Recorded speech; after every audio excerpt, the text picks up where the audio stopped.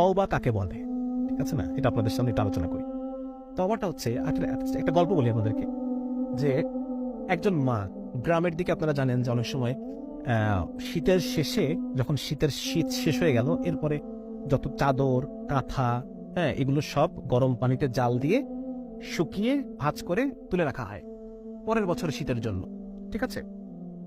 তো এরকম একটা সিনারিও চিন্তা করেন যে একজন মা রান্নাঘরে পানি জাল করছেন কাপড় মানে কাঁথাগুলো ধোয়ার জন্য বা সিদ্ধ করার জন্য। তো এমন সময় সেই মায়ের হয়তো টয়লেটের প্রয়োজন হয়েছে বা অন্য কোনো কিছুর জন্য উনি কি মনে হয়েছে উনি চলে গেছেন সে কাজটা করার জন্য। ওখানে পানি কিন্তু টকবক করে ফুটছে। এমন সময় তার 2 বছর বয়সী বাচ্চা, সে টুকটুক করে হাঁটতে হাঁটতে হাঁটতে হাঁটতে এসে সেই গরম পানির মধ্যে পড়ে গেছে, পড়ে গিয়ে মরে সিদ্ধ হয়ে ভাসতেছে, ঠিক আছে।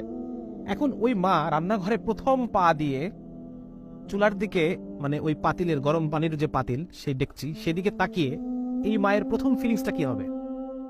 এই মায়ের প্রথম ফিলিংসটা কি হবে? হায় আমি কি করলাম, ঠিক না? এই মায়ের এই চুলার দিকে তাকিয়ে তার প্রথম যে ফিলিংস, হায় আমি কি করলাম, এটাকে বলে তওবা। দিস ইজ তওবা। এই মা তার বাকি জীবনে যদি আরো 80 বছর বাঁচে, সে আর কোনোদিন ওই দরজা খোলা রেখে যাবে না। আল্লাহ তাআলা যদি এরপর তাকে আরো 100 সন্তানও দেন, ওই 100 সন্তানের ক্ষেত্রে সে আর কোনোদিন দরজা খোলা রেখে, গরম পানি চুলায় রেখে, রান্নাঘরের দরজা খুলে রেখে সে আর কখনো সেখান থেকে বের হবে না। বের হবে না। তাহলে এই যে অনুভূতি, হায় আমি কি করলাম, হায় আমি কি করলাম, হায় আমি কি করলাম, এই অনুভূতিটাকে বলে তওবা। এবং এই কাজ আমি আর জীবনে কখনো করবো না, ঠিক আছে না, এটা হচ্ছে তওবা।